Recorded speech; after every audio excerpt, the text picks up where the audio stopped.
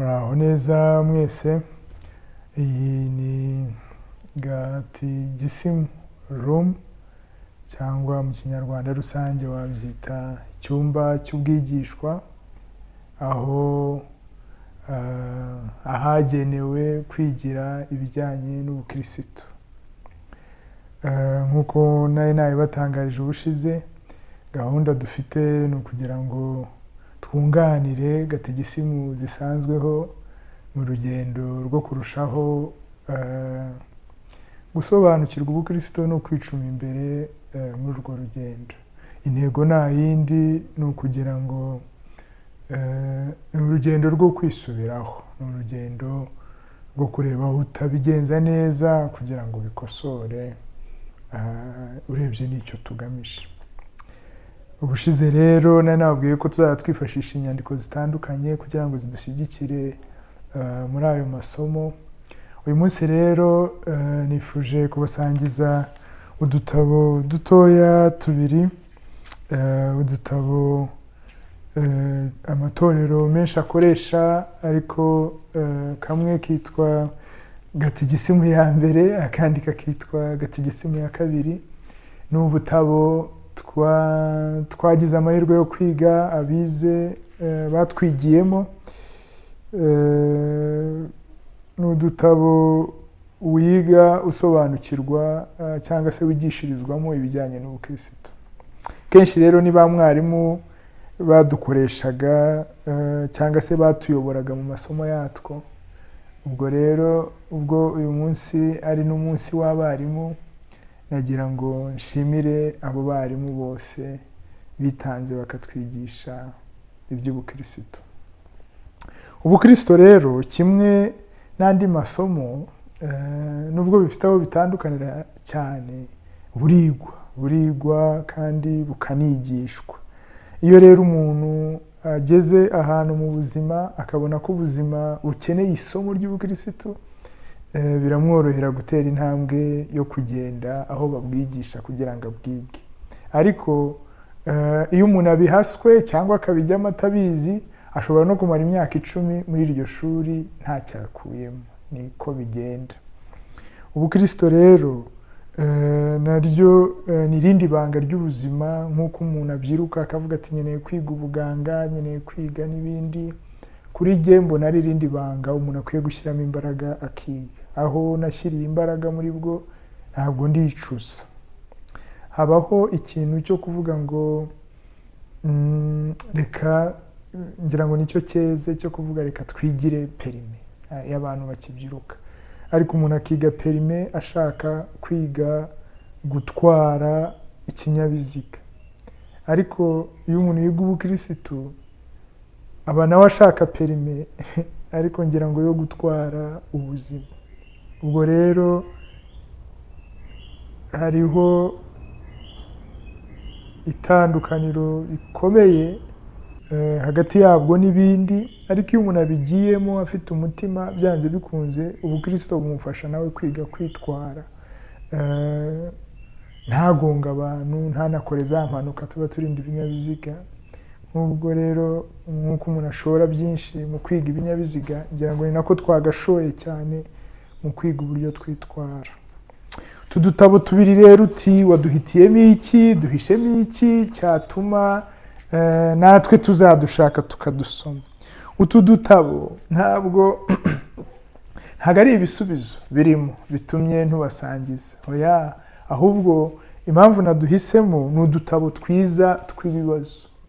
Turimo ibibazo byiza bisembura cyangwa bishyigura urugendo rugana Imana. Abahanga badukoze kuva ku ikubitiro, amatora atandukanye bafite udutandukanye, ariko ibibazo n'umujyo wabyo byenda gusa. Abahanga badukoze bari bazi ko iteka iyo ushaka kwigisha umuntu agira ikibazo cye, ikibazo kikaba icye, nibwo byoroha kugira ngo abashe gukora iki, abashe kwita ku gisubizo cyacyo. Ni udutabo rero turimo utubazo twinshi. Bakakubaza ka mbere bakategereza ngo bumve uko usubiza, bakakubaza ka kabiri, harimo n'incamake y'ibisubizo. Ariko ikigamijwe cyane cyangwa se icyo ntubaratira, igituma ntubaratira ni ni ibibazo birimo, ni ibibazo nk'uko nabivuze ubushize. Ibibazo bya gatigisimu ntabwo ari ibibazo byo gukina nabyo, ni ibibazo by'ubuzima, kandi ntabwo ari ibibazo birangirana no gusubiza musenyeri cyangwa gusubiza pasiteri runaka amaze kukubatiza. Hoya, ahubwo iyo wamaze gufata ibisubizo birimo ukabigira ibisubizo byawe, uragenda ukabishyira mu buzima. Aha rero harimo ibibazo numva twasangira, kuko ibyo bibazo bishobora kuzadufasha mu rugendo rugana ibisubizo. Iyo ukibumbura aka gatabo gatoya cyane, usangamo ibibazo byerekeye Imana. Imana ni iki? Icyo ni ikibazo cya mbere usangamo. Imana ni iki? Cyangwa ninde wandemye? Ni ibibazo mu by'ukuri iyo ukicyumva gutyo ushobora kuvuga ariko igisubizo ndakizi, none se wahita nsubiza. Ariko si byo. Ibibazo byinshi by'iyobokamana bisaba kwitonda no gutekereza neza, ugashaka igisubizo cy'icyo kibazo kandi gikwiranye nacyo. Ubukristo rero nyabwo buribaza. Nk'ubwo nk'icyo kibazo kibaza ngo Imana ni iki, ni ikibazo uvuga uti none se ni iki koko? Imana ni iki? Imana yubakiwe insengero aha, Imana ifite abapasitori n'abapadiri n'abandi bose birirwa bayihimbaza, Imana ifite amakorari angana gutya abantu bataramira, Imana ifite yavuzwe ntari nabaho ikaba ikivugwa. Ni iki? Ni ikibazo gikomeye cyane. Ntekereza umuntu wese akwiye kwibaza, umuntu utekereza wese akwiye kwibaza icyo iyo Mana nicyo. Ariko na mbere yuko hano batubaza ngo Imana ni iki, babanza kukubaza ngo wumva waravuye hehe. Basa nkaho kwibutsa ngo ntago Imana mbere na mbere ari ikibazo, ahubwo ni igisubizo cy'ikibazo gikomeye umuntu aba afite, cyo kwibaza ngo ninde wandemye, cyangwa se imva n'imvano ya muntu ni iyihe. Ari utu dutabo rero dutoya duhishemo ibintu byiza, ariko tudatindaho kubera ko tutazi gusoma ibibazo ngo dutuze. Tubanze twumve ibyo bibazo biratubaza iki. Abarimu bamwe babitwigishije bagiye bakubwira ngo soma ikibazo, Imana ni iki, ukamara gusoma Imana icyo ari cyo, Imana ni iki kandi site, ukahita usoma uti Imana ni umwami wa bose, ukabura shoje. Noneho bakikubaza ukagisubiza ukagira ngo uratsinze birarangiye. Ariko byari ikibazo kirenze icyo, byari ikibazo kikubaza Imana icyo ari cyo mu buzima bwawe, kugira ngo unagisubize hakiri kare. Ubwo rero numva umuntu muzima akwiye mu by'ukuri kwibaza Imana ni iki, cyangwa se ngewe mva hehe, nkomoka hehe. Nitwo tuntu ndimo mbaratira turi muri utu dutabo, kandi umuntu akwiye gutunga agatabo kagura 500. Ni agatabo karimo ibibazo nyobokamana umuntu akwiriye kwibaza hakiri kare. Nkomoka hehe, mva hehe, imva n'imvano yanjye ni iyihe. Ibyo bibazo abantu babifashe bakabigira ibyabo, byabarinze gushaka ibisubizo nk'abashaka gusubiza mwarimu, ahubwo bagashaka ibisubizo nk'abashaka kumenya icyo bagiye kubakira ubuzima bwabo. Umugabo bita Nietzsche yanditse igitabo cyitwa The Gay of Science. Ni igitabo agenda avugamo imigani itandukanye, ariko agera aho ngaho akavuga ku nkuru y'umudamu wasohotse akavuga ati Imana ni iki, cyangwa Imana iri hehe. Uwo mudamu Nietzsche, ku batamuzi cyangwa kubifuza kumusoma bazaze barebe ibitabo bye. Hano dufitemo byinshi nka Eva Speaks Zarathustra, harimo n'igitabo cya Beyond Good and Evil, harimo n'igitabo cya Genealogy ku mico n'imyifatire. Muri hanganije izo ndimi z'icyongereza zigiyemo, ariko ni umwanditsi ufite ibyo yafasha umuntu ushaka kuyoboka Imana, nubwo hari ibindi adahuza n'abayoboka Imana. Nietzsche rero muri icyo gitabo cye arabaza ati, umuntu arahaguruka akavuga ati Imana iri hehe, nta hantu iri ngo munyereke Imana. Agafata urumuri ari ku manywa akagenda ashaka aho Imana iri. Kubera iki? Kubera ko yari yayibuze mu bantu. Ariko noneho hari ikintu cyabaye gitumye mubasangiza. Akimara kuvuga ngo Imana iri hehe, abantu batangira kuvuga bati ese icyo kintu arimo ashaka ni igiki?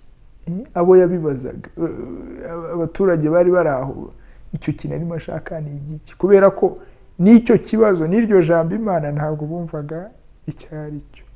Kutamenya Imana, kutamenya icyo ari cyo, kutibaza icyo kibazo Imana ni iki, birangira bidatumye dutsindwa gusa ikibazo cyo mu kizami cyo gukomezwa cyangwa cyo mu kubatizwa, ahubwo bidutsindisha ikizami cy'ubuzima, bidutsindisha ikizami rutura.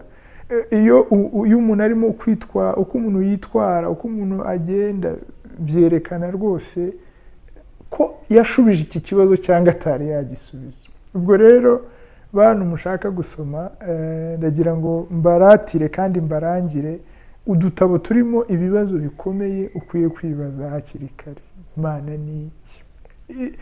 Uwo mugabo nyuma yo kubaza abantu ngo Imana iri hehe bakaberwa icyo ari cyo, yarakomeje arirukanka ajya mu isoko, nabwo arahamagara ati Imana iri hehe, Imana ni iki? Nabo bagatangira gushakashaka, mbese n'icyo kintu bashaka batakizi. Kutamenya Imana icyo ari cyo ntabwo by'iki kizami gusa cy'agasomo k'iyobokamana mu kizami, byica ubuzima urebye. Ntabwo ari ibyo bibazo gusa birimo ahangaha, ariko harimo ibibazo bikomeye cyane byerekeye Imana. Imana iri hehe nacyo ni ikindi kibazo, kandi ni ikibazo kidasabwa gusubiza wihuta ngo wirukanke. Harimo ibindi bibazo nka mbese Imana yahozeho kuva kera kose. Ni ikibazo nacyo gikomeye, kubera ko tujya twibaza ariko njyewe nkomoka hehe, mva hehe? Ukavuga uti mva mu Mana, kuko Imana wanavuga ko ariyo mva n'imvano ya byose itagira imvano. Ni ibibazo byiyongeranya kandi byinshi utu dutabo dufite, kandi dukwiye kwibaza hakiri kare, umuntu akadushakira ibisubizo. Imana yahozeho kera kose. Kuri twebwe abemera n'ubundi dusubiza yuko Imana ariyo mva n'imvano ya byose, niyo soko ya byose, ariko yo itagira imvano. Iyo ntifite ahandi iva, ntifite n'igihe yari iriho itariho. Ibindi bibazo ushobora gusanga muri utu dutabo byiza kandi umuntu akwiye kwibaza hakiri kare, hari aho bagera bakakubaza ngese ushobora kugukiza, ushobora kugukiza ngo utagwa mu nyanja yaka umuriro ninde? Ubwo ndabizi bamwe bahita bavuga ariko si iyo nyanja niryo terabwoba n'uwo muriro ni iki? Ariko umuriro abantu tuwuraramo, umuriro abantu tuwirirwamo. Ninde ushobora kudukiza uwo muriro? Kuko nta n'umuriro bakwiye gukangisha ngira ngo wa kera, kuko byose uzaza, kuko ukomeye n'umuriro tubamo udutwika amanywa na nijoro. Ninde ushobora kudukuramo? Nacyo ni ikibazo gikomeye umuntu yibaza. Ninde uzanyiza? Ninde uzankura muri aka kaga ndimo? Utu dutabo ni twiza mu kugufasha kwibaza nk'umukristo ibibazo bikomeye cyane by'ingenzi mu buzima. Harimo n'ibindi bibazo nka mbese hari izindi Mana? Utwo tubazo impamvu nahisemo, dore n'ubundi chano yacu yaziye kunganira gatigisimu, kandi utu tubazo turi mu bitabo by'ibanze bya gatigisimu, kuko utu nitwo dutabo, tumwe mu dutabo shingiro tw'umukristo yigiramo nyine ibyo by'ubukristo. Ibibazo birimo rero turagomba kubyumva, kuko urugendo tugiye kujyamo ni urugendo rwo gusubiza gahoro gahoro bimwe muri byo, cyangwa se mu bundi buryo. Ariko gatigisimu ya mbere n'iya kabiri, udutabo twabyo bidufasha kugira ibibazo, kandi ibi bibazo twamara kubigira ibyacu bikabasha kuduhereza inzira ibisohokamo. Ninde wadufasha kwikura mu nyanja yaka umuriro? Ariko si iyo nyanja ni iyi. Hari filime yasohotse yitwa Night of Cups. Umugabo aravuga ati iyo ubuzima bwawe bwamaze gushwanyagurika ukaba utabasha kongera kubuteranya, nibaza icyo ari cyo kurimbuka kuri we. Kurimbuka ni uko utabasha kongera guhuza ubuzima nk'uko bikwiriye. N'ibyo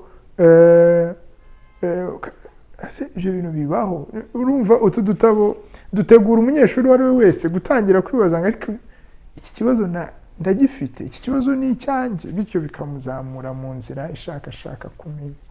Nibyo nagira ngo mbasangize byiza by'utu dutabo, kuko ndabizi ko bamwe mushaka kuba mwaradusimbutse ntabwo mwaturebyemo, ariko turimo ibibazo kandi bikomeye, kuko ikibazo kibaza ngo Imana ni iki, nicyo kibazo sosiyete ipfiraho cyangwa igahagararaho.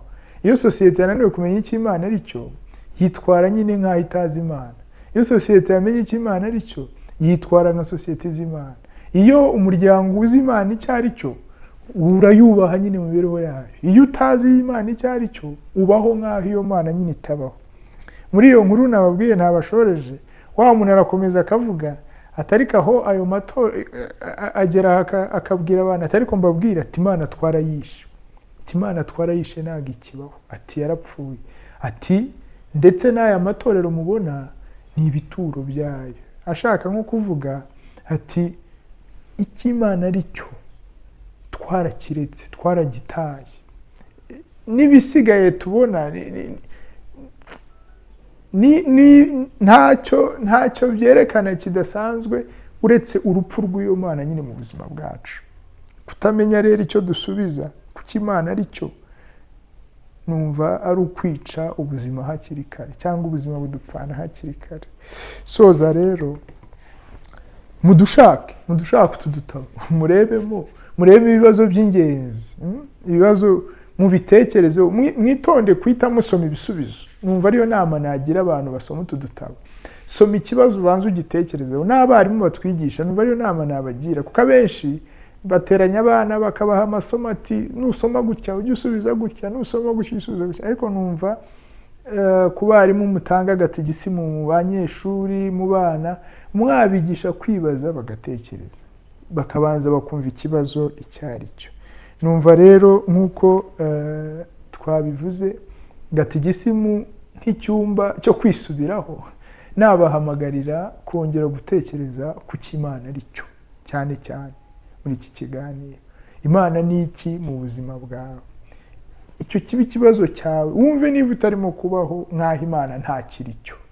Numva ari cyo kintu gikomeye nahamagarira buri wese, kandi nanabahamagarira kubaza noneho, kubera ko mbafunguriye nkoresha ibibazo, mbahamagarira kubaza. Namwe nimubaze noneho, mubaze ibijyanye n'Imana, mwatubaza kuri cano tukabasubiza, cyangwa se bikanaduha umujyo w'ibivunnye imitima yacu byifuza kuganirwaho. Nanashimira mwe mwese mwagize gutya mukatwereka yuko turi kumwe muri ibi biganiro.